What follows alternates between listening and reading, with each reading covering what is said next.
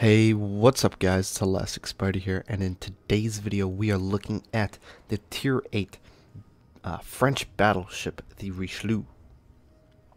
Now, I hope you guys will enjoy this replay because one, it's not a Montana, and two, it's not Puddin doing this commentary, so I hope it's a little bit of a change of pace, because Puddin is known for his pretty consistent and a very good gameplay in his battleships, specifically his Grosse Kurfürst, which, if you haven't seen that video, rated 343k, I believe, in his Grosse Kurfürst, and got a wither. Go check that out before you watch this video. Nonetheless, today we are actually going to have a double tap. Now, this might be my first double tap, or it might be my first one in a while, but I am playing the Tier 8 battleship, a French battleship, the Richelieu. Tugboat is in the Cleveland, and the Sneaky Snake is in the Akizuki.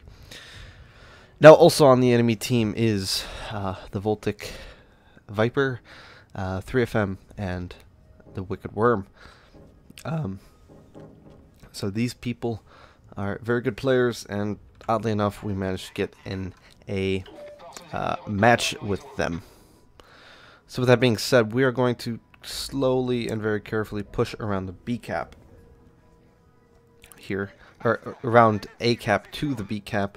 This is, in my opinion and my experience, this has been the more dominant strategy, or at least the most frequent strategy that teams tend to use. Going into this map. Now, of course, this map is Northern Lights, and there's another variant of this map where all the caps are lined up on a straight line, but hovering between the E and F lines. So that is another variation. And oddly enough, the second replay is on this map too. So, bit interesting there. Nonetheless, let's get into this. So we got a nice citadel on that Leander there, who just before deploying his smoke, we managed to get a nice shot off on him. And then we're kind of making a decision here. I do remember Sneaky asking us in chat, what do we want to do? Now, I would prefer going around and getting on that cap, getting on the B cap. Reason being is A cap is somewhat secure. There's a lot of our team is fighting over D and even going down the 9-10 line for whatever reason. But A is relatively secure. We know their enemy Gallant is at D, and then we don't exactly know where the Benson is, but I've got a feeling that he's heading towards C and trying to get that cap. So we end up not deciding to go around the big island and fighting over C and helping the rest of our team kind of keep the cap that we have, and denying the enemy both positional advantage over the C cap, as well as a ship advantage over there too. So hopefully we can take out some of these ships like this Leander. We'll see. First shot, our second shot on the Leander will be going out sooner than later, once he stops wiggling around. So what do we have with the Richelieu? Rather poor shot. So I'll let this replay go on for a little bit. I won't be doing too much talking about my decisions. I'll leave that more for the second replay. I want to get the statistics out of the way first, at least some of the more important ones. So the Richelieu, well, for a Tier 8 battleship, it's got 63,700 hit points, and for other comparisons, Alabama 63,300, so it's pretty much right up there. It is a little bit lacking in terms of HP compared to the Tirpitz, but nonetheless, it's pretty average, right around in the middle for tier 8 battleships. You could even say it's even a little bit lower, on the lower half, but nonetheless, 63,000 is more than enough for tier 8 battles. Tier 10 battles, it can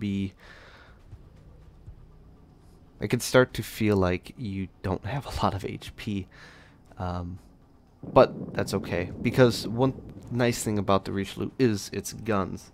So, and its armor, and I'll get to that in a little bit. But the armor is very, very nice. But the guns are, in my opinion, some of the better guns that the French do have. And this, in my opinion, is where the French battleship guns, or the French battleships really get good.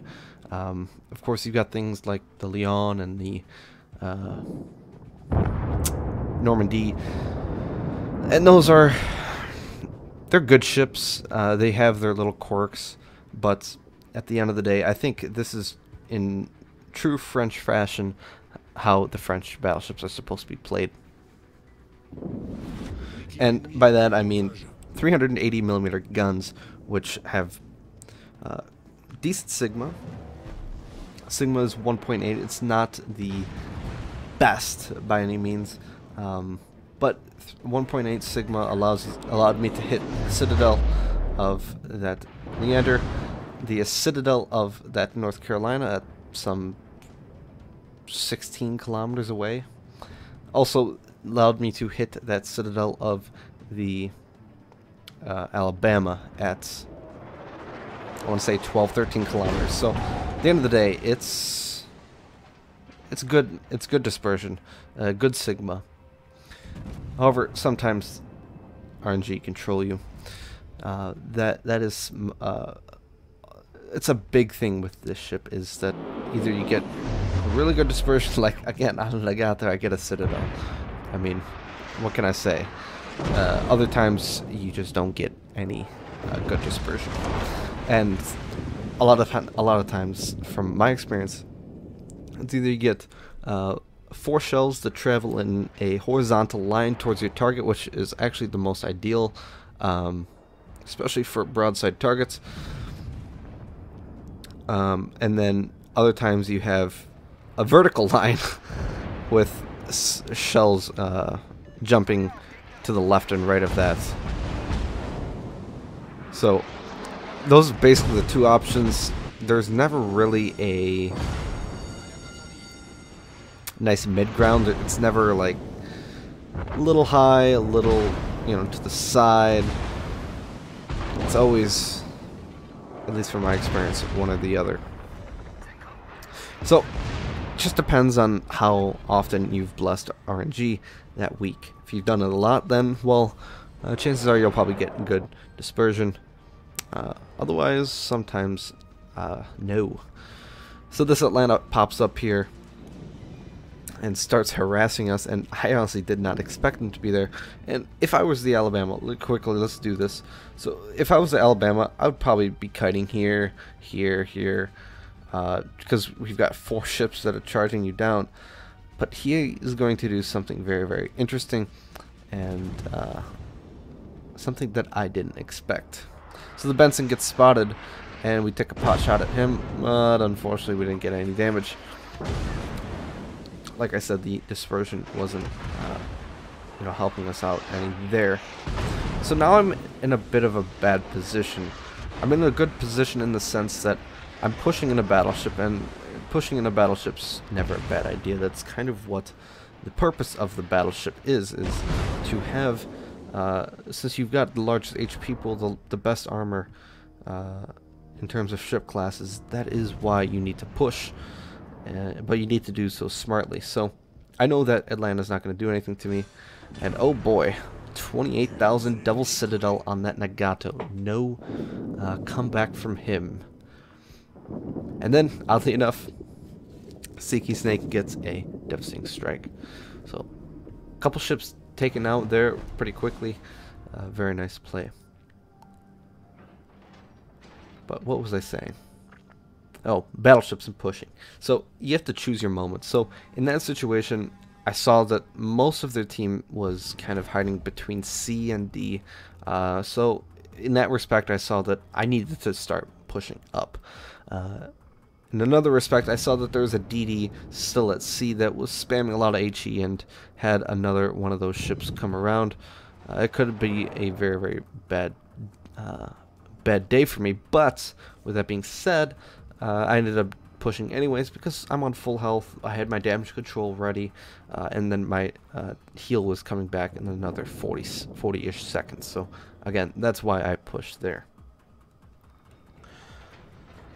So let's see here.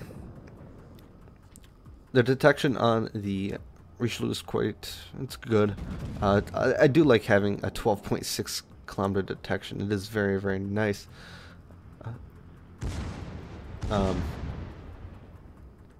Turning circle is not bad. 850 meter turning circle, 32 knots base, and you can, with the speed boost, you can get up to 36, 37 knots, no problem. Especially with things like the speed flag.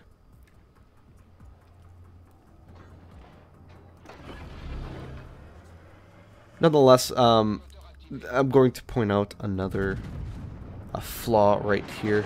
The Leander's not dead. The Leander has torps, but I'm also pushing into a very, very bad position and a nice citadel there on the turrets.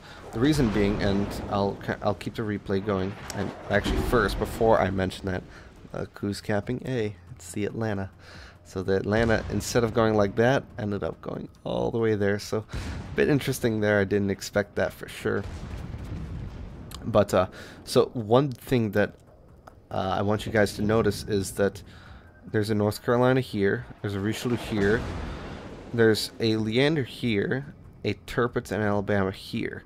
So effectively, I have to angle against people to my, and you can see there a nice citadel by that enemy battleship. I have to effectively angle basically 95, maybe 100 degrees, and that is definitely not ideal. Now, the only thing I really can do is, I know these two are very good players and they will one-shot me no problem. So I am actually angling to them as best as I can and letting the people that, at least I'm not exactly sure if they're highly skilled, I'm letting them have a little bit more of my broadside than not. And the reason I'm doing that is basically I'm counting on these guys missing more of their shots than these guys. But I just want to point out the very, very bad position that I had there, and I didn't want smoke. I didn't want smoke at all because I want to keep shooting, but I also wanted to get out of this position by myself. Now, I don't know if Sneaky Snake would have given me smoke either way, but you know, that was, I guess, more up to him than not. So I just want to point this out. So whenever you're thinking ahead and trying to get better with battleships and battleship positioning, putting yourself in positions like that where people call it the horseshoe, where you've got people that are at, you know, both on your right, your front, and then on your left. That's a horseshoe position, and you do not want to be in the middle of all of that. And I did get a little bit lucky here. I did try to do the best with what I had by angling to the better players, than just, you know, kind of not angling at all. So with that respect, I think I did well angling in the situation that I had, but that was a bad positional position. A bad position for me to be in. But luckily for me, the Richelieu has very nice armor, and it is quite hard to citadel it. At least from my experience, I've had a lot of trouble trying to hit its citadel. But the good news for other battleships shooting at you is that it sits quite high in the water, so you do get a lot of pens, and that even goes for other cruisers as well. You are able to get a lot more consistent pens than not. So, let's see here. So, I'm just going to be backing up. And normally I don't recommend just backing up, but one of the reasons why I did do that here is, one, because everyone that was shooting at me was a battleship, and battleships hurt a lot more when they're broadside than when you're angled to them. So that was at least my logic there. You know, no reason to turn broadside to a bunch of battleships, especially if they're not shooting HE. Now, had they start shooting HE, then I might have reconsidered, because then my HP pool would have drained a lot faster. But nonetheless, I think I did the best with that situation that I had. So, oddly enough, the HE on this ship is actually quite decent. It's 380 millimeter gun, and then divided by 6 gets 63 millimeters of HE pen. That allows you to pen Montana decks and Yamato decks and Moskva decks and blah blah blah blah blah. A lot of, you can pen a lot of things with HE. Now, do I recommend shooting HE out of this thing? No. I love 15-inch guns so much, and their AP potential is very great, and that's why I love AP, using AP with the 15-inch guns. But sometimes, if you have to crank out the HE every once in a while, it is at least decently viable. So, seeing that the Tirpitz is rushing me, I'm going to have to, well, get out of there. And what better way to get out of there with by using my speed boost. Now, one of the other things about the Richelieu that is, it's a nice thing as well as a unfortunate thing. So one of the unfortunate things about the Richelieu is pretty much all of its secondaries are put in the back of the ship. And this is done because, for whatever reason, they decided to put 2 guns in the front part of the ship.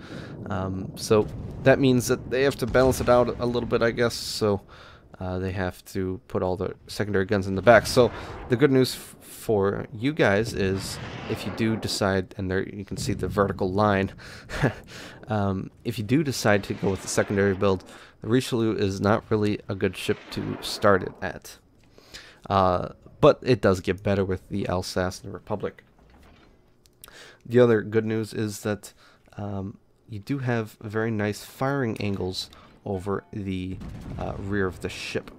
I'm going to Alt-Tab real quick here, just so I can get good accurate numbers. So in order to fire 2 turrets, you have to be, and this is in reference frame from the front of your ship, so you have to be angled at 144 degrees to get 2 turrets off, which is very nice. Alright guys, so now into the second replay. Of course, I'm in the Richelieu since this is a double tap video, and I'm playing with Shizuko. He's playing in his Baltimore. And now, I did say that, well, you know, we're going to be playing on the same map, but I was actually using a different Richelieu replay. The one that I didn't want to use. This is the one I wanted to use. So, sorry about that, but it's good because you guys get more variety in terms of the maps. So, you can see where some good positions are on various different maps, which hopefully that's beneficial for you guys. So, I didn't mention my captain skills or my modules in the previous segment, so I'll do that right now. So for modules, I'm running main armaments mod 1, then speed boost if you have it, and then accuracy. I use accuracy because, and I'll get this more into my captain skills, but basically it's I choose AFT for my for some of my captain skills because it increases area range and then also increases secondary range. So there's that. And so if you really want to, you could do AA range module upgrade, or you could do secondary upgrade as well if you're into that. I don't think the secondary upgrade is necessarily very useful on the Richelieu, but nonetheless. And then I'm running damage control and then concealment. So, Captain skills, priority target, adrenaline rush, superintendent, concealment. That's the baseline for pretty much all my battleships. If you want, you could do expert marksman instead, but either way. Then, of course, like I said earlier, I use the perk AFT. For whatever reason, I had HE loaded there, so could have citadel this guy, but I'll still take 3,500. AFT, again, because AA range increase and secondary increase. The AA on the Richelieu isn't awful, but it's also not the best. It's nothing like a North Carolina, but it is it's good enough to survive a few air raids by itself, of lower and sometimes equal tiered carriers. Anything higher, you really want to be sticking next to an AA cruiser. Of course, you want to do that in general, but nonetheless. And then, if you've got any more points, then you could even do fire prevention / basics of survivability. And if you choose basics of survivability, then I would say get either expert marksman or adrenaline rush, whichever one you haven't gotten yet. So, those are all the captain perks down. One thing I just do want to say is, if you've noticed my positioning on all of these maps, it's always I'm bow in, but I'm also still angled. The reason you want to be angled is because you want people to shoot at your main belt.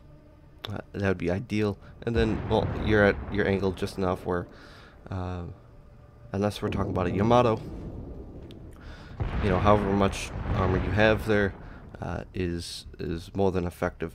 Your bow is also quite good, but of course you don't really want to be bow on, because sometimes it's actually a little bit easier for you to get hit when you're straight bow on. So got a few nice pens on that Colorado for around 12k. And I'm just gonna sit here. Honestly, the DD was spotted on the other side of the map, so I'm not too concerned about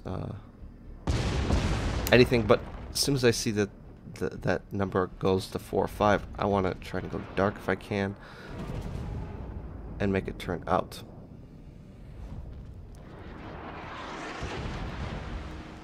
Four of pens. Classic. 4 of pens. Need to probably aim a little bit lower if I had to guess. That's okay. And poor Nuremberg just lost half his HP. Looked like a lot of HE rounds.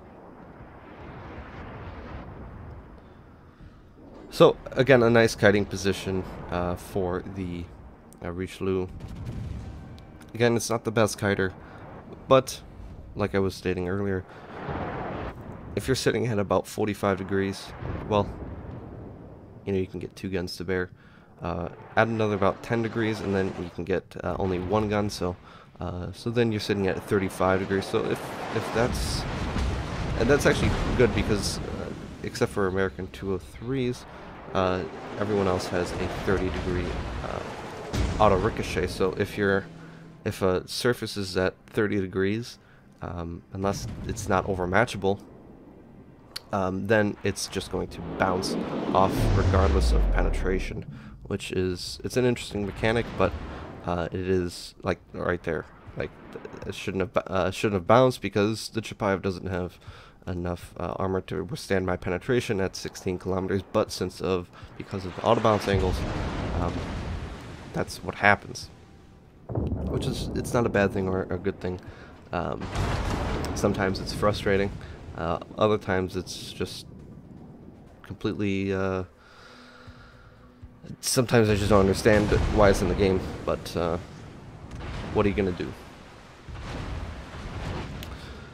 So you never really want to be sitting like straight bow on. At the end of the day, that's really what I'm trying to say. And there's another reason for that, and I think I kind of started to touch on it a little bit before this replay in the first segment, is you also want your secondaries to get going. And while the secondaries on the Richelieu aren't the best, they are nice because they you have both 100 mils and 152s, which means that they shoot HE and AP.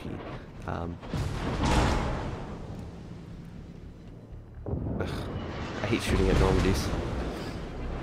But again, you see there, pretty much all bounces. The few that did hit me were on the superstructure. But yeah, so you want to get the secondaries. You've got good secondary range, so you want to you know, be trying to utilize those as much as possible. And here I potatoed it a little bit. I underestimated the 850 meter turning circle of the ship. I thought it was a little bit better, and the rudder shift also. I expected it to be a little bit better as well, but that's okay. With the speed boost, I'm far away now that I really don't have to worry about getting HE spammed by a Charles Martel who's behind an island, a Dallas that doesn't really have the range probably. And then, well, if a Normandy is shooting HE at me, then, well, so be it. It'd actually be a nice outplay by him if he did that. Now here, I didn't really want to turn in, but I didn't even notice that Shizuka was right there next to me until, well, as soon as I looked at him. So unfortunately, I'm going to have to stay bowing for a little bit, but I do get a nice citadel on that Dallas, and, well, someone also smacked him. I believe that was also Shizuka.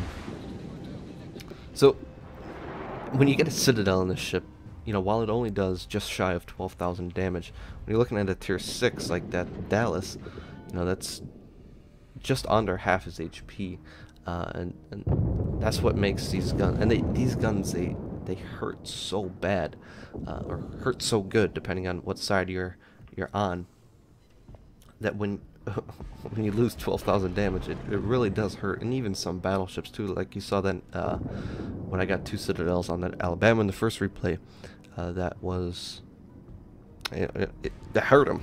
The Nagata, same thing, citadel that one time, and then a double citadel the next. So and here I just go right through the ass of the Edinburgh. He didn't bother to angle, even though he is a light cruiser. He can still actually angle, but he decided not to. Now, the only thing with this ship and the fact that 15-inch guns, they're great in pretty much all aspects except for when you start meeting battleships that are bow-in and American cruisers that are bow-in that have the 27mm plate. So that's like Baltimore, what's the tier 9, Buffalo, and then the Des Moines. Those ships, and then the German cruisers as well, Hipper, Rune, and then Hindenburg. Those ships have you start having a lot of trouble with, especially bow in. So here in that situation, it wasn't ideal that I turned into A, but ended up working quite well. Would I recommend turning into A with people both on my left and to my front?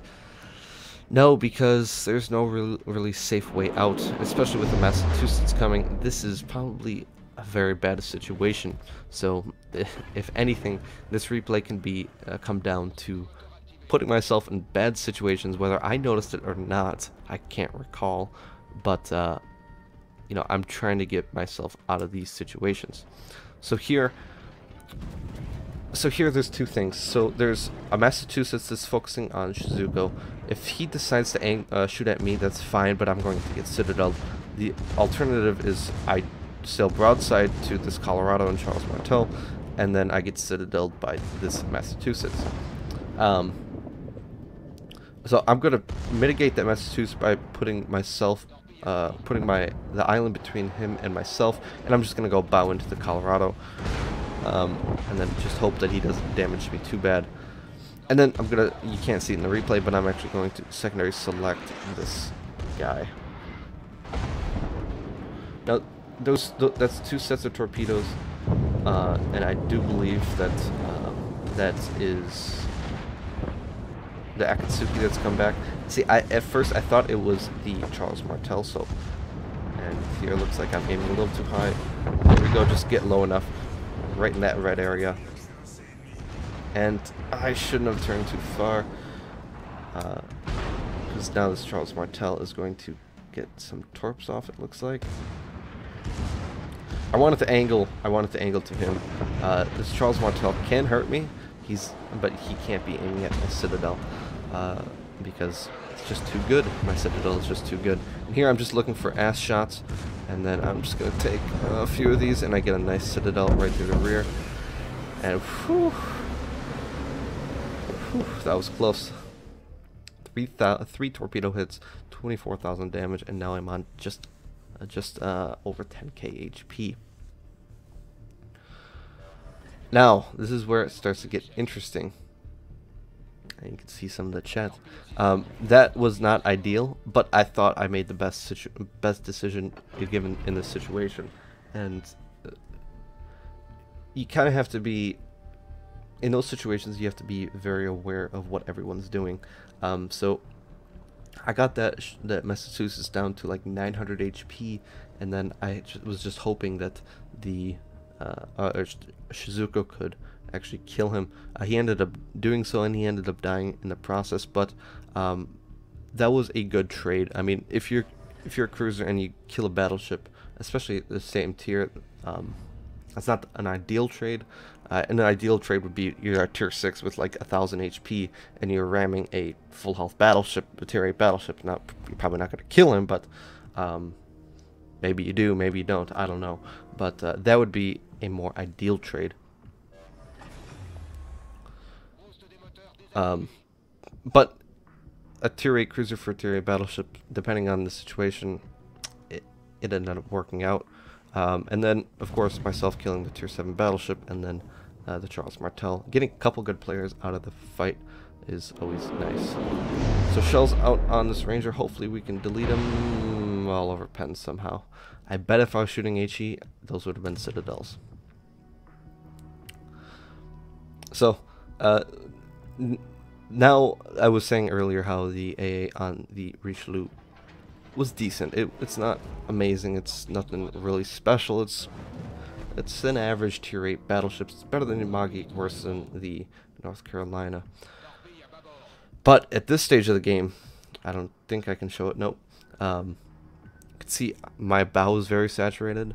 My stern is pretty saturated, and my superstructure is pretty saturated. That means that a lot of my AA mounts are destroyed. I've still got a few here and there, but a lot of them are taken out. That also includes my higher caliber AA mounts. So in this situation where I don't have, you know, a lot of my AA, then that starts to become a problem for the Richelieu. Is that then the AA, you just don't have enough AA DPS to actually take these ships out. Now, if I was full, you know, if I was still full health, I didn't really take much damage yet. A carrier tried to strike me, you know, especially a tier 7 carrier, then that would be a pretty big problem. Needs to aim a little bit higher there. But yeah, so again, it's not battleships. I mean, in real life, they were, you know, they're supposed to be helping escort carriers and that sort of thing, and helping with AA and long-range fire support, that sort of thing. And, oh, 275 HP. What a shame.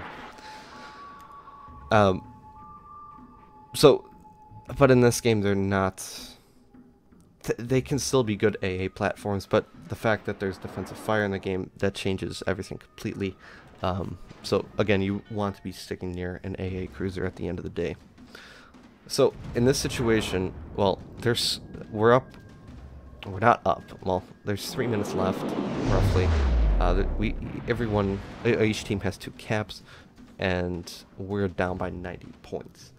So we have to get on the cap, and we have to get a kill most likely, because even if we have 3 caps, I don't know if we'll be able to reset those caps and actually gain enough points to overtake the enemy team, because unless we get on the all 4 caps and just stop their points completely, then that's a possibility. But again, with 3 minutes left and a 90-point difference, it's it's very, very close. Especially if this Chapiev keeps resetting. Now, I know this Chapiev isn't on a lot of health, and this Akatsuki is... He's playing a dangerous game. Very dangerous game.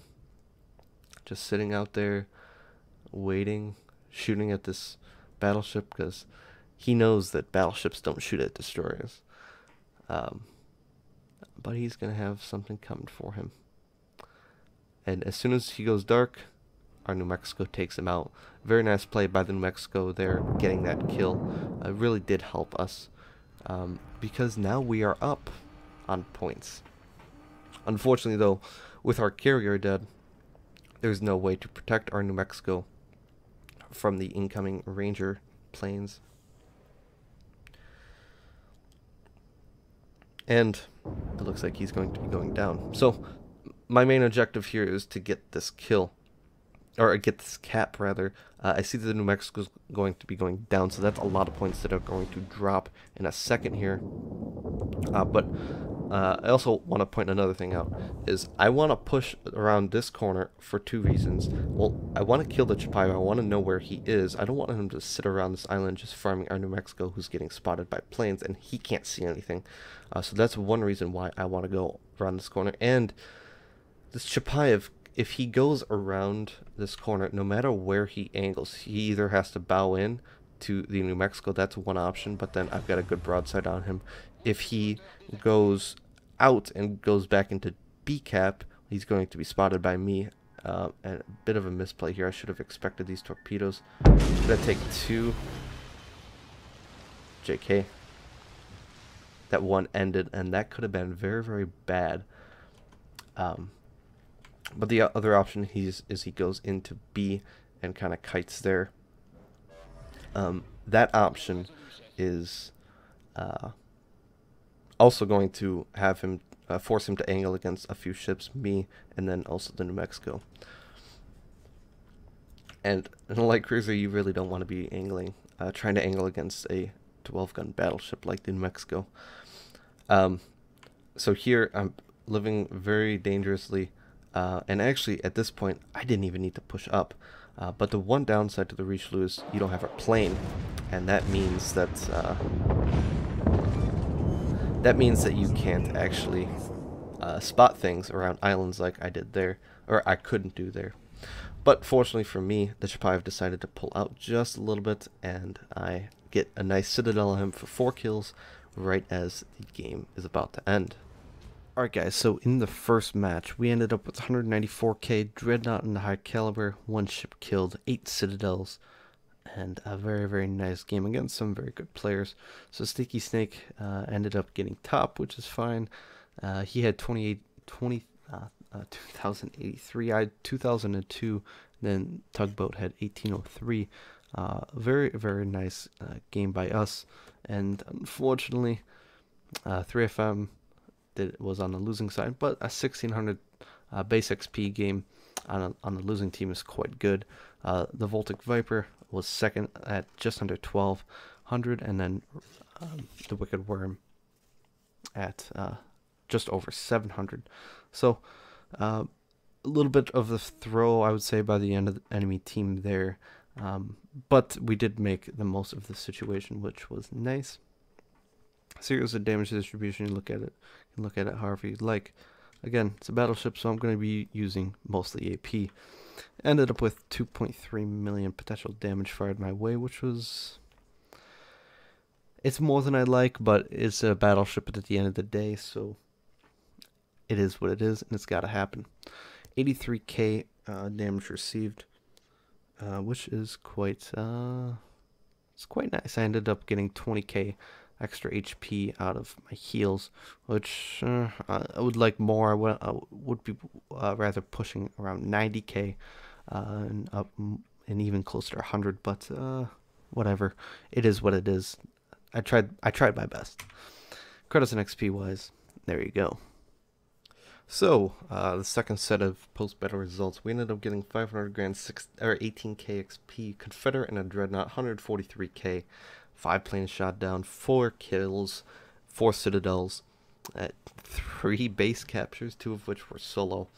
So, a bit of a different role here for the Richelieu in this match, but so I hope you guys kind of see a little bit of the differences between the slight adjustments. And oddly enough, I guess the motto for this video is don't put yourself in aggressive positions that you can't get out of. Putting yourself in an aggressive position that you can get out of are great positions, but things that you can't get out of, those are definitely not good positions. And when you do tend to get into those situations, which happens, hopefully this video was at least maybe a guide and maybe give you some tips on how to make the most of those bad situations. So in a few there, you saw that in the first replay, you saw that I was kind of bow in when I had that horseshoe, and I would just reverse my way out of it, and I was lucky enough that no one started to switch to HE and start burning me down.